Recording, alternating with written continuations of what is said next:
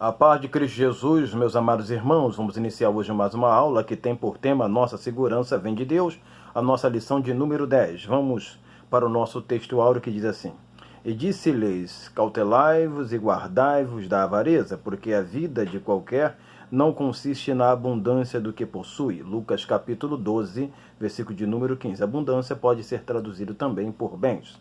Nossa introdução diz assim: Deus não é contra qualquer dos seus filhos se tornarem rico ou próspero, pois o próprio Deus prometeu abençoar materialmente os seus filhos. Então nós temos em Gênesis capítulo 12, versículo 2, 31, 1 e 16. Claro que pode ter algumas diferenças através de tradução, mas o capítulo 31 de Gênesis, versículo 16, vai aparecer a palavra riqueza ali.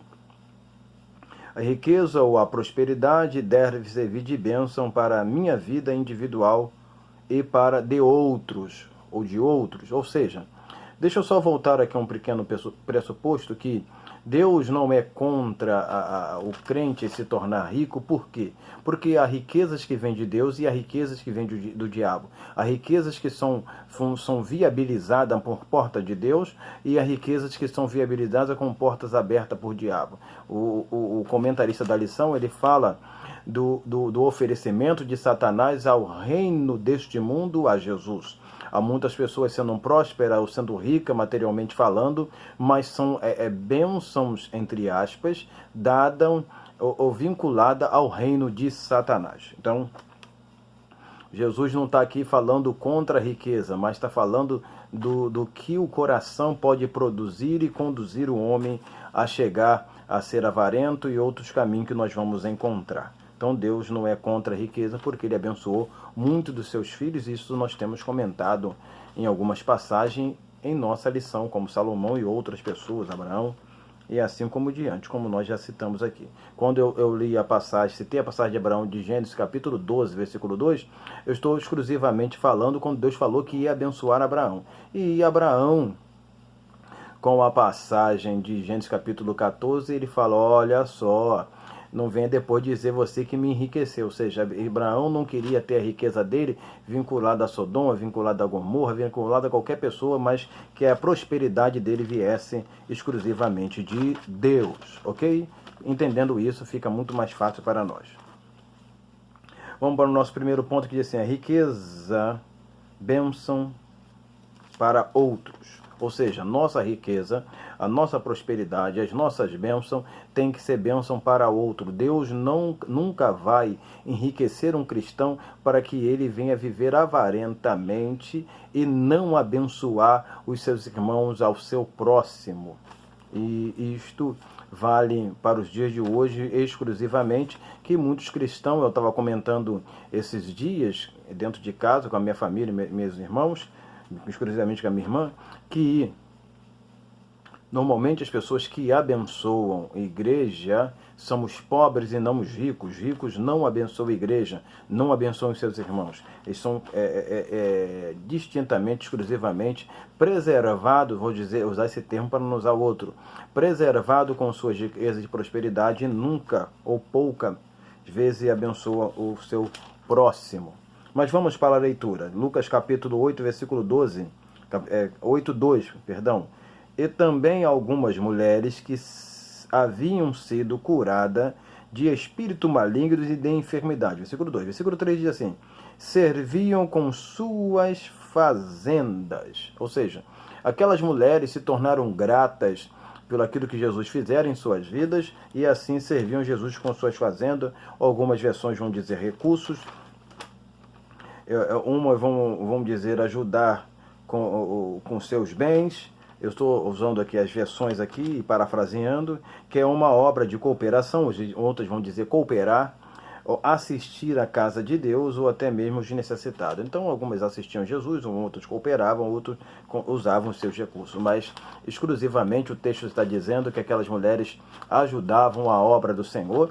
E algumas versões claramente, não só a revista corrigida, mas vão dizer exclusivamente que elas sustentavam ou auxiliavam Jesus e seus discípulos. Hoje não se ajuda ninguém, não se trabalha em favor da obra de Deus e para auxiliar ninguém. como diz a expressão popular, farinha pouca, o meu pirão primeiro. Então vamos para o próximo ponto, que diz assim: o que algumas pessoas recebiam eram usadas para o crescimento da obra de Deus. Essa pessoa pensava em retribuir a Deus através da casa de Deus ou de pessoas, ou seja, a pessoa era abençoada, então ela pensava retribuir a Deus através da casa de Deus, estou falando naquela época o templo, mas também através de abençoar outras pessoas. Então quando nós lemos, por exemplo, Salmo de número 116, versículo de número 12, 116, 12, eu botei aqui, diz assim: que darei eu ao Senhor por todos os benefícios que me tem feito? No versículo 13 vai dizer: tomarei o cálice da salvação e invocarei o nome do Senhor. Mas também coloquei Mateus capítulo 25, versículo 35 a 40, que vai Jesus falar o seguinte: mas estive nu, estive preso, estive, e o pessoal falou: mas quando te encontramos nu, tivemos doente? Jesus falou: se você não fizer um desses meus pequeninos, não está fazendo a mim. Então a assistência aos necessitados da igreja, os órfãos e as viúvas, os necessitados, é uma retribuição àquilo que Deus tem feito por nós, ok?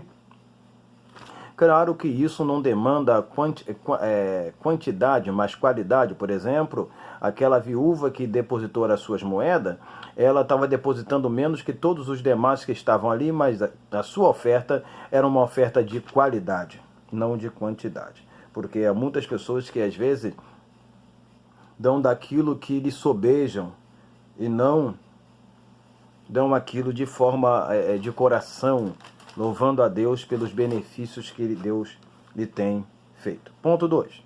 Porque não devemos amar o dinheiro. Porque não devemos amar o dinheiro. Não devemos amar o dinheiro porque a Bíblia, clara e exclusivamente, fala sobre isso. Então vamos para o texto e depois para o nosso comentário.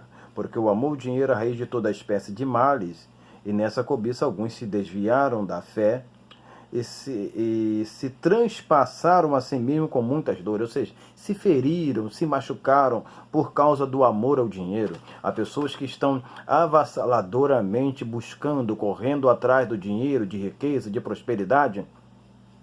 E isso exclusivamente, não estou falando de cristão, mas pode servir para outras pessoas também. Contudo, esse correr atrás, esse desejo avassalador, esse desejo desesperado, destruidor, extremamente destrutivo, não é construtivo, mas destrutivo, vai causar uma perda tão tamanha, vai ferir tamanhamente essa pessoa e seu coração, e às vezes pode trazer até danos para dentro de sua casa e de sua família. O texto que nós lemos é 1 Timóteo capítulo 6, versículo de número 10. Seguindo, a riqueza pode levar alguns a cair em tentações, estou parafraseando o texto do versículo 9. Tentações e laços e muitos desejos destruidores, que vão afogar ou submergir um homem em perdição e ruína. Versículo 9. O que valoriza a riqueza e a justiça, o que valoriza a riqueza é a justiça, ou seja, Salmo de número 37, versículo 16. Então a riqueza do justo, ela é muito melhor, muito valiosa do que a riqueza do ímpio, porque a riqueza do ímpio não tem importância diante de Deus. Mas para que a riqueza do justo venha a ter importância, relevância diante de Deus, ele precisa utilizar essa riqueza para a obra do Senhor. Por exemplo, a gente precisa lembrar aqui de Salmo de número 69, versículo 9, que o amor pela casa de Deus deve nos consumir. Ou seja, você tem que amar, eu tenho que amar a obra de Deus e a casa de Deus. E isso, o amor, não, eu volto a dizer, não é quantitativo, mas qualitativo. Se você dar uma moeda, se você dá uma oferta, mas você dar com amor e com prazer, vale muito mais do que muitas riquezas que possam ser depositadas no templo da casa do Senhor. Por isso, o pouco do justo vale mais do que a riqueza do ímpio. Parafraseando o texto de Salmo de número 37, versículo de número 16. Vamos para a nossa próxima parte. O prazer do cristão é andar no caminho do Senhor, mais que qualquer riqueza. Salmo de número 119, versículo 14. O prazer do crente é andar no caminho de Deus, é servir a Deus, é glorificar a Deus, é exaltar o Senhor, é estar em comunhão com Deus. Então o que a gente entende aqui? Que a riqueza, ela é dada, em resumo, ela é dada por Deus. Nós não podemos duvidar disso, que Deus dá a riqueza. Eclesiastes capítulo 5, versículo de número 19, revista corrigida. Quando as citações forem de revistas diferentes, ou de Bíblias diferentes, eu vou aqui mencionar. Pois bem, então, em resumo, que essa riqueza me seja dada por Deus. Eclesiastes 5, 9. Minha fortaleza e socorro vem do Senhor. Salmo de número 121, versículo 2. O meu socorro vem do Senhor que fez os céus e a terra. Ou seja, o tema é que nós não devemos se estribar, nós não devemos confiar, a nossa confiança não vem de Deus e não de homem. Então o meu socorro vem de Deus, aquilo que eu preciso materialmente. Por isso que a gente tem que orar, como foi mencionado, até utilizado na lição passada, um pouco, sobre Mateus capítulo 6, versículo 9, que a oração Pai nosso que está no céu, santificado seja o teu nome, venha a nós o vosso reino, seja feita a tua vontade, assim na terra como no céu. Pai nosso que está no céu, nós temos que agradecer e louvar a Deus. O pão nosso de cada dia nos dai hoje. É Deus que sustenta as nossas vidas. E quando o texto manda a gente orar ao pão nosso de cada dia, é lembrar do que fora manifestado no deserto através do maná. Não foi a lição passada não, lições anteriores. Mas pois bem. Então, mas lembrando disso, que o socorro vem do Senhor, a riqueza, por mais que seja altiva, ela não pode durar ou não durará para sempre. Provérbio capítulo 27, versículo de número 24. A riqueza ela é efêmera, ela é transitória. O que é efêmero e transitório? É uma coisa que tem uma durabilidade, não vou dizer curta, mas vou dizer que ela vai se acabar, um dia vai se acabar, não vai durar para sempre, como o texto de Provérbio 27, 24. Tipos ou caminhos para se chegar à riqueza. Há caminhos que a Bíblia diz, por exemplo, em Provérbio, capítulo de número 16, versículo 2, que é caminho de morte. Então a gente tem que observar, e deixa eu ler aqui rapidinho com você, e até mesmo para confirmar esta passagem. Porque que acontece? Há caminhos que para o homem, como diz Provérbio 16, parece direito, mas são caminhos que vão exclusivamente levar à destruição. Por exemplo, eu falei em Provérbio capítulo 16, 9, que diz: todos os caminhos dos homens são direitos aos seus olhos, mas o Senhor pesa os espíritos. É o versículo de número 9. O coração do homem considera o seu caminho, mas o Senhor dirige os passos. Então há caminhos que para o homem parece direito, mas o Senhor conhece. Há caminhos que são para a morte, que vão levar o homem para a morte, que vão levar o homem para a destruição. Então o homem tem que entender que há caminhos que para ele pode até parecer direito, mas o Senhor conhece todas as coisas. Então há caminhos que parecem ser bons, mas há caminhos que vão nos conduzir à morte. Então tipos ou caminhos que chegam ou levam à riqueza. Para se chegar à riqueza, há caminhos bons e há caminhos ruins. Há caminhos abençoados e há caminhos que vão nos amaldiçoar ao decorrer da trajetória. E isso a gente deve evitar. A Bíblia não condena o dinheiro ou a riqueza, mas o apego excessivo a eles. Então, o problema não está na riqueza, o problema não está no dinheiro, o problema está no apego excessivo a essas coisas. É isso que vai ser prejudicial ao homem quando amamos o dinheiro ou a riqueza que nos leva a ele, ou seja, o dinheiro ou a riqueza.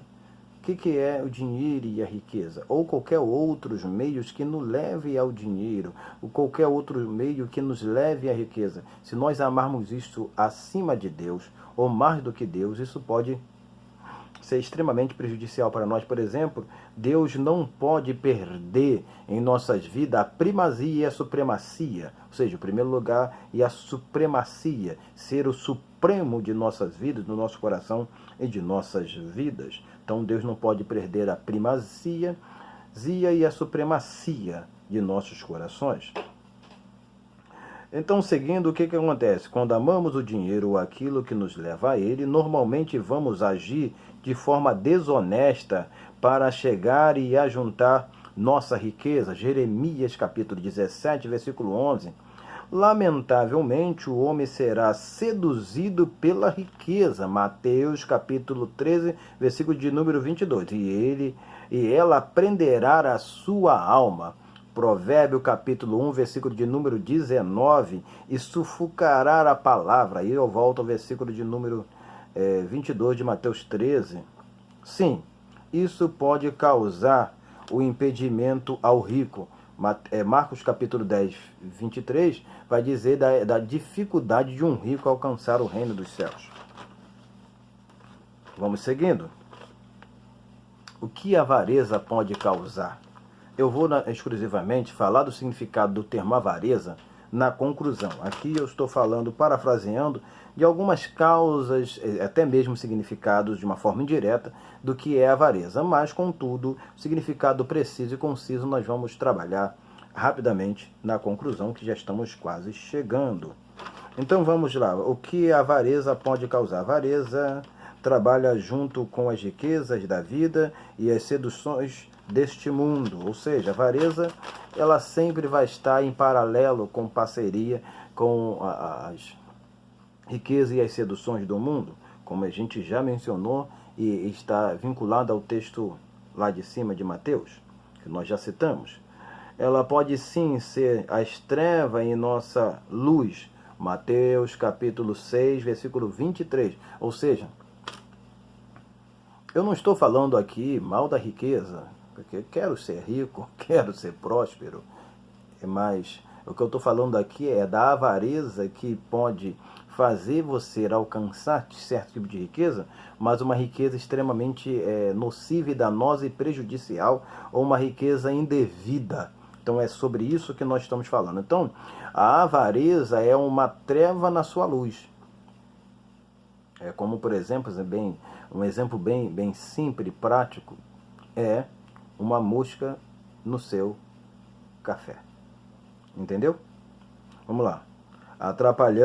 Nos atrapalhando de enxergarmos as riquezas de Deus. Romanos capítulo 2, versículo 4. Ou seja, nós temos paralelos, por exemplo, voltando ao tema aqui, o que a avareza pode causar? A avareza, nós temos a riqueza de Deus e a riqueza do mundo. A riqueza de Deus e a riqueza do diabo.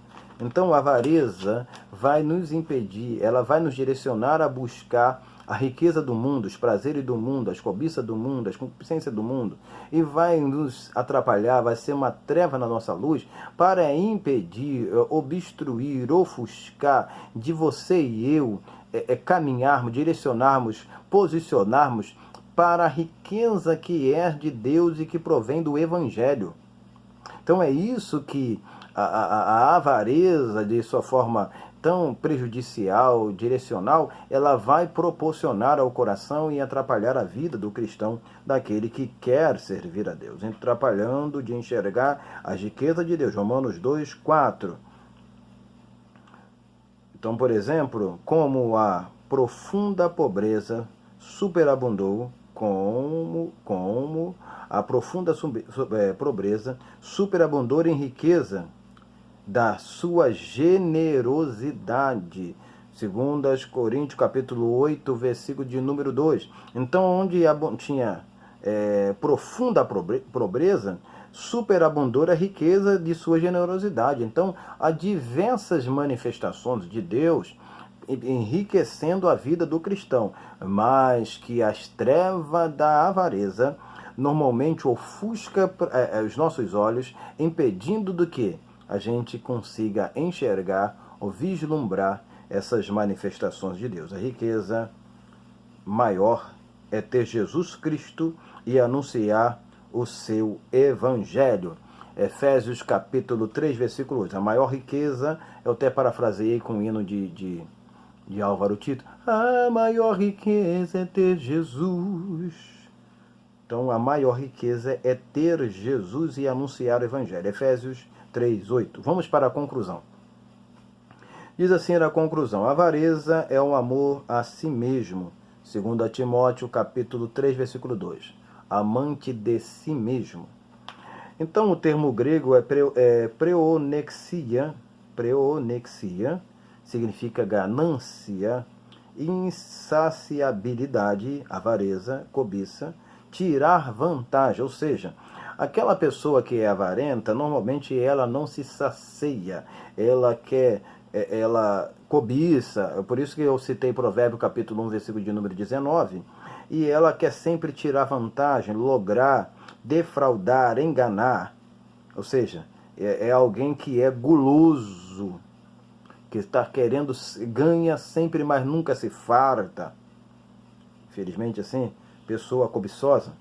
Então, o termo, na divisão do termo, é pleon, que significa mais, e eco, significa ter. Ou seja, a pessoa avarenta sempre quer ter mais, nunca se sacia. A avareza é uma ambição, a avareza é idolatria ao desejo, ou seja, quando eu coloquei aqui idolatria e o desejo, gerado do dicionário internacional, que eu já vou citar a passagem onde eu tirei, o que significa isso? É você achar que você está certo, você está idolatrando aquilo que você está fazendo. Quanto mais você deseja, mais você quer. Quanto mais você quer, mais você deseja. E consumivelmente você vai desejando e vai se definhando quando algumas coisas não acontecem.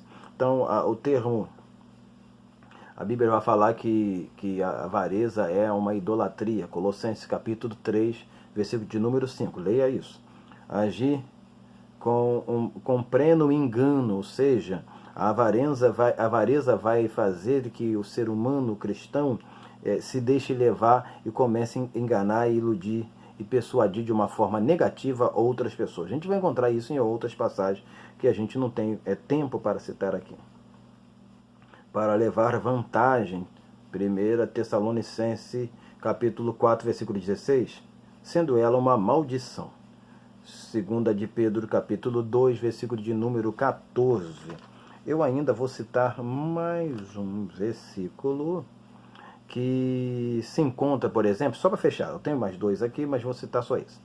Por exemplo, a Bíblia vai falar em que a avareza, que é o amor ao dinheiro, normalmente está com parceria ao amor ao dinheiro e outras coisas, tem outro significado, outras aplicações. A avareza, ela impede do ser humano cristão, eu estou falando de crente, eu estou falando de pessoas que não têm Deus, que não têm a palavra, não têm entendimento da palavra, que não ama a palavra, que não serve a Deus. Eu não estou falando com ele, eu estou falando com o crente. Que essa pessoa ela está impedida, ou impedido por causa da avareza, de entrar no reino dos céus. Então, como que eu me baseio, onde que eu me baseio para falar isso? Eu me baseio no texto de Efésios capítulo 5, versículo 5 e 1 Coríntios capítulo 6, versículo 10. Você leia e você vai tirar esta conclusão. E terminando com Romanos capítulo 1, versículo 29, a avareza não convém. Não convém a você, não convém a mim, não convém à igreja, não convém à casa de Deus, não convém à obra de Deus. Afastemos de nós a avareza, afastemos de nós toda a cobiça, todo o pecado, toda a dissolução e nos aproximemos de Deus. Devemos confiar que a nossa segurança, a nossa proteção, o nosso refúgio, a nossa fortaleza, ela provém de Deus, porque Deus é o nosso sustentáculo, é Deus que sustenta e abençoa as nossas vidas. Termino a minha fala aqui, conclusivamente, dizendo que Jesus falou quando ele exclusivamente estava explicando e falou que Deus, o Deus Pai, ele cuidava de todas as aves e dos lírios. Deus, como tem cuidado das aves e dos lírios, também cuida de mim e de você. Só simplesmente precisamos confiar e acreditar e lançar sobre Ele todas as nossas ansiedades, porque Ele tem cuidado de mim e de você. Ou seja, Deus tem cuidado de nós. Que Deus nos abençoe e que você possa estudar essa palavra e usar esse conteúdo para o crescimento e entendimento seu na ministração da aula da escola dominical. Amém e amém. Vamos orar e agradecer ao Senhor. Senhor Deus, muito obrigado por esta oportunidade que estamos aqui para glorificar e exaltar o Teu nome.